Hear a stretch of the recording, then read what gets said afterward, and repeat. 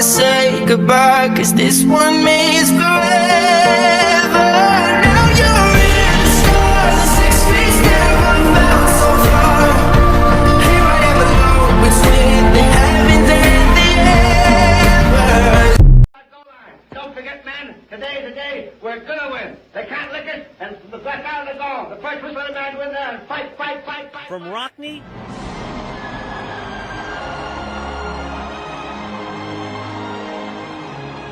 to Rudy, Notre Dame is the most storied college football team in America.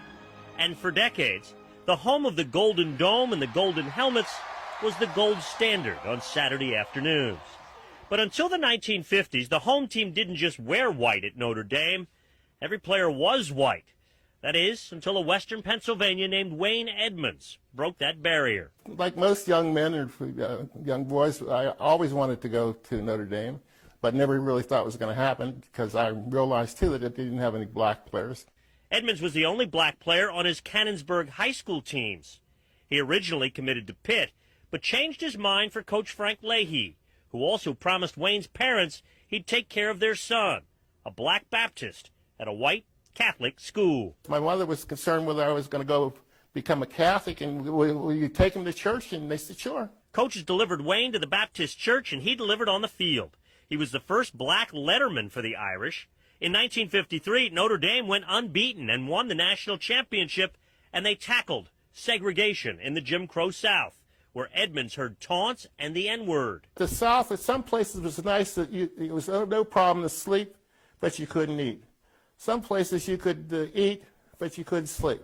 Notre Dame was scheduled to play at Georgia Tech, but blacks were not allowed in the stadium there. We were supposed to play down there.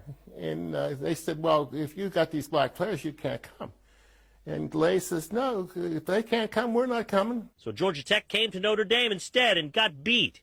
The Irish were not the first team with black players, but were the first to take black players into segregated regions of the country.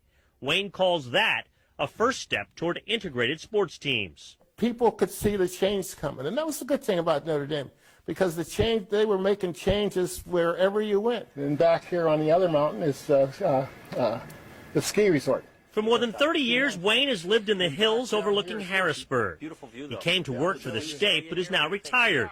These are some of the guys I played with.